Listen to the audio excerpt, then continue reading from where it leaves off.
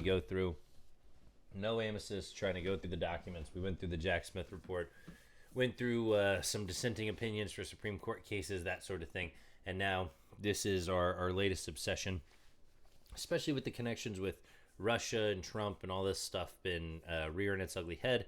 And then we're seeing the kind of, I talked about some conspiratorial thinking or maybe predictions right before I got off before the break, but I really do think there may be something long-term strategy-wise going on there, and it may be as simple as, hey, I've heard testimony from Russian agents saying that no, it wasn't a concerted effort. We never knew he was going to be president. We never was going to do go this well. We just figured there was a guy in American politics who would literally do anything to get ahead.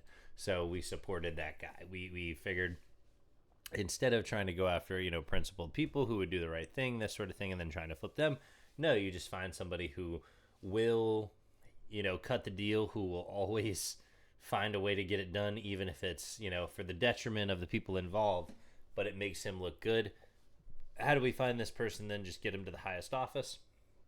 I think they tried their very best and may have even succeeded in other places, but we just noticed with Trump, because he is so at the forefront of everything with his current place as POTUS, it really does put the highlight or the spotlight on him for when we're talking about activities and this sort of thing. So if anybody ever wonders why we go through the Mueller report, or it came out a while ago, so what's the kind of relevance to it now? Not a whole ton, especially as other people would say. If you listen to Trump, it was never worth anything. It was never worth looking at. But that may be why some of the reason I think it's so important is because he thinks it's not worthwhile. If he thinks it's not worthwhile or something we shouldn't look at, maybe it is something we should look at. I'm tired of people responding to kind of the smoke screen of tons and tons of bad press in the exact way that they want you to react to the smoke screen. I've talked to people in my own life where it's just like, oh, well, there's so much bad going on, well, you just can't keep up with all of it. And I'm like, I definitely understand you can't keep up with every single little bit of it, but you should be able to keep up with the worst of it, right?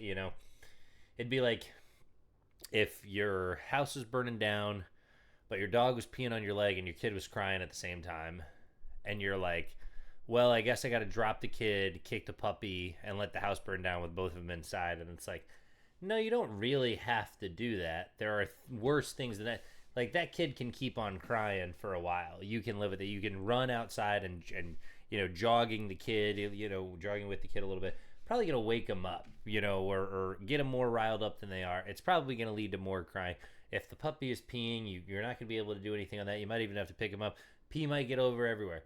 But the fucking house is burning down. Like, why don't you understand that? Why can't you prioritize the thing that you can clearly see is obviously the worst problem, or at least I can clearly see as the worst problem? And I hate when people bring up those smaller other issues. Well, this other thing happened, and I just get fatigued hearing about that. I understand, but they're talking about suspending the rule of law. They're talking about suspending habeas corpus.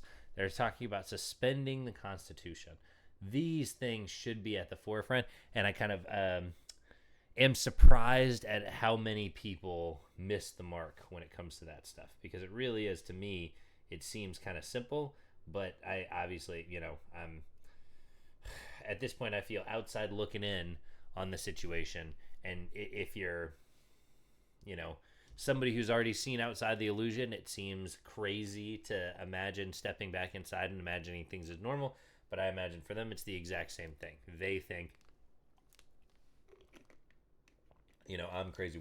We are crazy for our shared beliefs of, this is not normal, that we will see negative consequences from this that will kind of cascade beyond what people think, and to prepare yourself as best you can for that, or as best as you believe, because I'm not 100% certain of when it's going to happen or where it's going to happen. So I'm kind of preparing everything in different stages and getting things ready where I can. But to everybody who just thinks it's never going to happen, I feel like it's imminent, and you're kind of hiding from it if you haven't come to terms with that yet.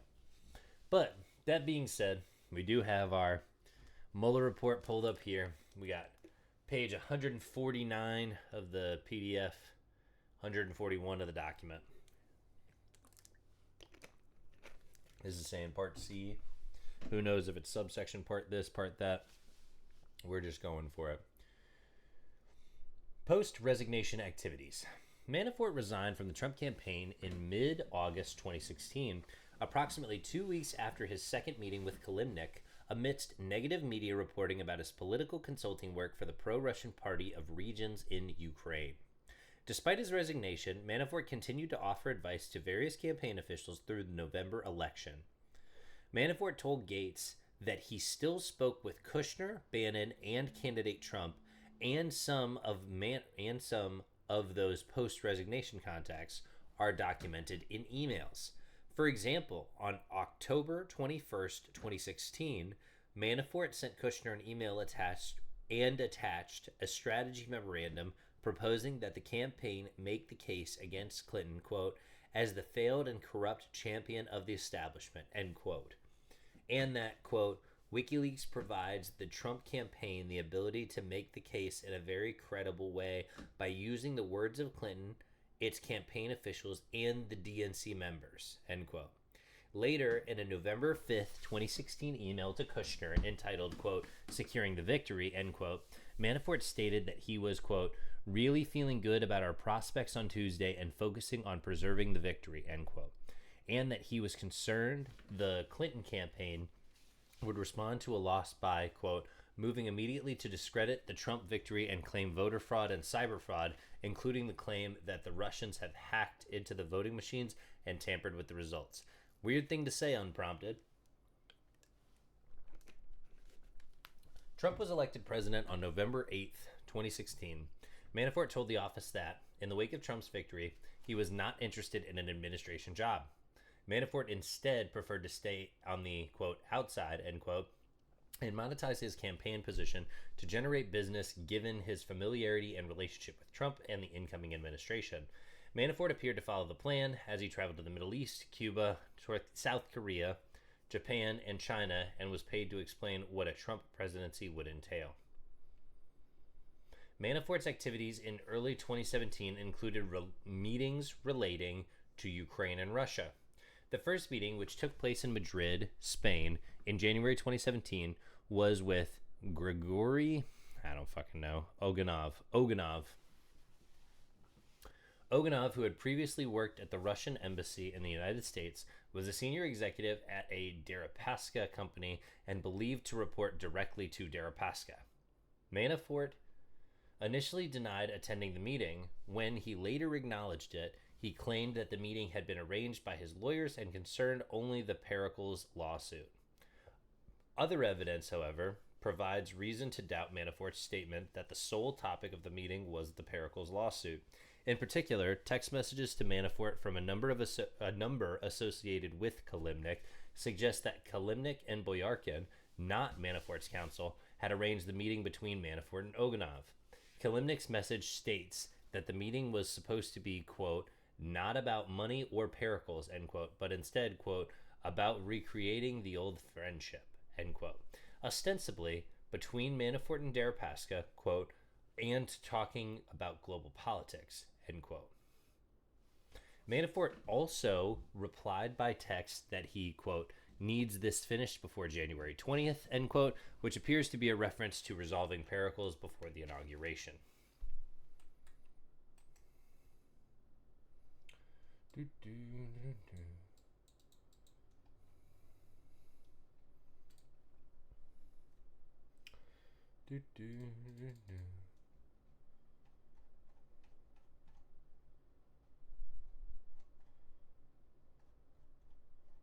Where did I have it? 141, wasn't it? There we go.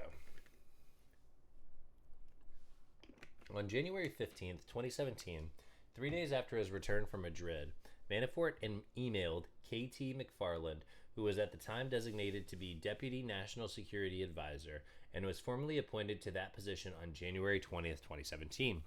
Manafort's January 15th email to McFarland stated, quote, I have some important information I want to share that I picked up on my travels over the last month, end quote. Manafort told the office that the email referred to an issue regarding Cuba, not Russia or Ukraine, and Manafort had traveled to Cuba in the past month. Either way, McFarlane, who was advised by Flynn not to respond to the Manafort inquiry, appears to have not responded to Manafort. Manafort told the office that around the time of the presidential inauguration in January, he met with Kilimnik and Ukrainian oligarch Serhiy Lyovochkin at the Westin Hotel in Alexandria, Virginia. During this meeting, Kilimnik again discussed the Yanukovych peace plan that he had broached at the August 2nd meeting and in a detailed December 8th, 2016 message found in Kilimnik's DMP email account. In that December 8th email, which Manafort acknowledged having read, Kilimnik wrote, quote, "All that is required to start the process is a very minor, quote, in another quote, wink, end that quote, or slight push from DT, end those quotes. An apparent reference to the President-elect Trump, quote, and a decision to authorize you to be a, quote, special representative, end that quote, and manage the process, this process, end those quotes. Kilimnik assured Manafort with that authority he, quote, could start the process and within 10 days visit Russia. Yanukovych guarantees your reception at the very top level, end quote, and that, quote, DT could have peace in Ukraine basically within a few months after inauguration, end quote. As noted above, redacted, and statements to the office, Manafort sought to qualify his engagement on and support for the plan, heavily redacted. On February 26, 2017, Manafort met Kilimnik in Madrid, where Kilimnik had flown from Moscow. In his first two interviews with the office, Manafort denied meeting with Kilimnik on his Madrid trip, and then, after being confronted with documentary evidence that Kilimnik was in Madrid at the same time as him, recognized that he met with him in Madrid. Manafort said that Kilimnik had updated him on a criminal investigation into so-called, quote, black ledger, end quote, payments to Manafort that was being conducted by Ukraine's National Anti-Corruption Bureau. Redacted grand jury. Manafort remained in contact with Kilimnik throughout 2017 and into the spring of 2018. Those contacts included matters pertaining to the criminal charges brought by the office and the Ukraine peace plan. In early 2018, Manafort retained his longtime polling firm to craft a draft poll in Ukraine, sent the pollsters a 3-page primer on the plan sent by Kilimnik, and worked with Kilimnik to formulate the polling questions. The primer sent to the pollsters specifically called for the United States and President Trump to support the Autonomous Republic of Donbass with Yanukovych as prime minister, and a series of questions on the draft poll asked for opinions on Yanukovych's role in resolving the conflict in Donbass. The poll was not solely about Donbass. It also sought participants' views on leaders apart from Yanukovych as they pertain to the 2019 presidential election. The office has not uncovered evidence that Manafort brought the Ukraine peace plan to the attention of the Trump campaign or the Trump administration. Kilimnik continued his efforts to promote the peace plan to the executive branch, e.g. U.S. State Department, into the summer of 2018. B. Post-election and transition period contacts.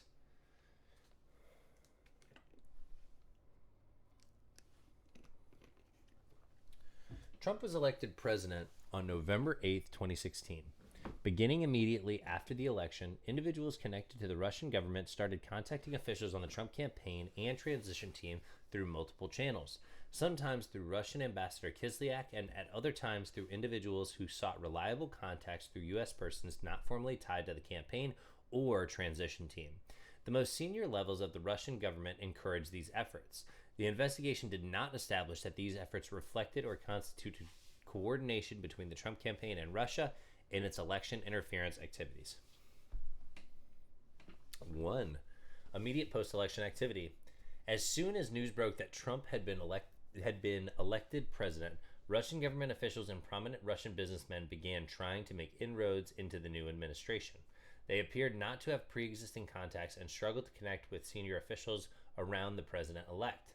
As explained below, those efforts entailed both official contact through the Russian embassy in the United States and outreaches sanctioned at high levels of Russian government through business rather than political contacts. Subsection A, outreach from the Russian government. At approximately 3 a.m. on election night, Trump campaign press secretary Hope Hicks received a telephone call on her personal cell phone from a person who sounded foreign but was calling from a number with a DC area code. Although Hicks had a hard time understanding the person, she could make out the words Putin call, or quote, Putin call, end quote. Hicks told the caller to send her an email. The following morning, on November 9th, 2016, Sergei Kuznetsov, an official at the Russian embassy to the United States, emailed Hicks from his Gmail address with the subject line, quote, message from Putin, end quote. Attached to the email was a message from Putin in both English and Russian, which Kuznetsov asked Hicks to convey to the president-elect. In the message, Putin offered his congratulations to Trump for his electoral victory, stating he, quote, looked forward to working with Trump on leading Russian-American relations out of crisis, end quote. Hicks forwarded the email to Kushner asking, quote, can you look into this? Don't want to get duped, but don't want to blow off Putin, end quote. Kushner stated in congressional testimony that he believed that it would be possible to verify the authenticity of the forwarded email through the Russian ambassador whom Kushner had previously met in April 2016. Unable to recall the Russian ambassador's name, Kushner emailed Dmitry Sims of CNI, whom he had consulted previously about Russia. See Volume 1, Section 4A for Supra. And asked, quote, what is the name of the Russian ambassador, end quote. Kushner forwarded Sims' response, which identified Kislyak by name to Hicks. After checking with Kushner to see what he had learned, Hicks conveyed Putin's letter to transition officials. 5 days later, on November 14th, 2016, Trump and Putin spoke by phone in the presence of the transition team members, including incoming National Security Advisor Michael Flynn. Subsection B, high-level encouragement of contacts through alternative channels. As Russian officials in the United States reached out to the president-elect and his team, a number of Russian individuals working in the private sector began their own efforts to make contact. Peter Aven, a Russian national who heads Alfa Bank, Russia's largest commercial bank, described to the office interactions with Putin during this time period that might account for the flurry of Russian activity. Avon told the office that he was one of approximately 50 wealthy Russian businessmen who regularly meet with Putin in the Kremlin. These 50 men are often referred to as, quote, oligarchs, end quote. Avon told the office that he met on a quarterly basis with Putin, including in the fourth quarter of 2016, shortly after the U.S. presidential election. Avon said that he took these meetings seriously and understood that any suggestions or critiques that Putin made during these meetings were implicit directives and that there would be consequences for Avon if he did not follow through. As was typical, the 2016 Q4 meeting with Putin was preceded by a preparatory meeting with Putin's chief of staff, Anton Vaino.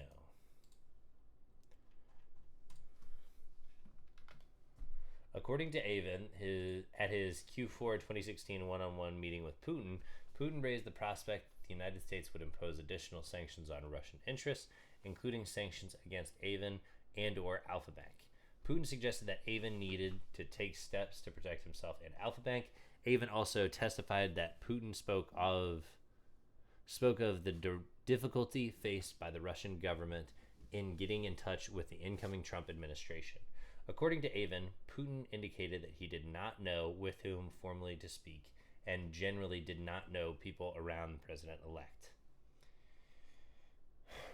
Avon, redacted, told Putin he would take steps to protect himself and the Alfa Bank shareholders from the potential sanctions, and one of those steps would be to try to reach out to the incoming administration to establish a line of communication. Avon described Putin responding to the skepticism about Avon's prospect for success. According to Avon, although Putin did not expressly direct him to reach out to the Trump transition team, Avon understood that Putin expected him to try to respond to the concerns he had raised. Avon's efforts are described in Volume 1, Section 4B5 Infra.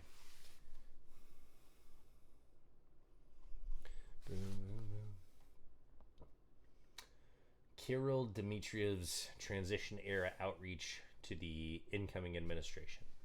Avin's description of his interactions with Putin is consistent with the behavior of Kirill Dmitriev, a Russian national who heads Russia's sovereign wealth fund and is closely connected to Putin. Dmitriev undertook efforts to meet members of the incoming Trump administration in the months after the election. Dmitriev asked a close business associate who worked for the United Arab Emirates royal court, George Nader, to introduce him to Trump transition officials, and Nader eventually arranged a meeting in the Seychelles. In the Seychelles between Dmitriev and Eric Prince, a Trump campaign supporter and associate of Steve Bannon.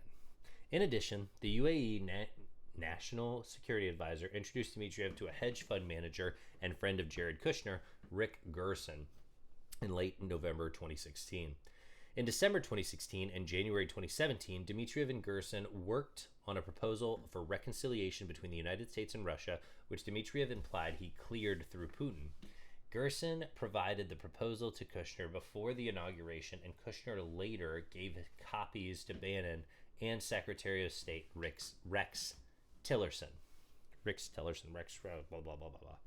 A background. Dmitriev is a Russian national who was appointed CEO of Russia's sovereign wealth fund, the Russian Direct Investment Fund, RDIF, when it was founded in 2011. Dmitriev reported directly to Putin and frequently referred to Putin as his, quote, boss, end quote.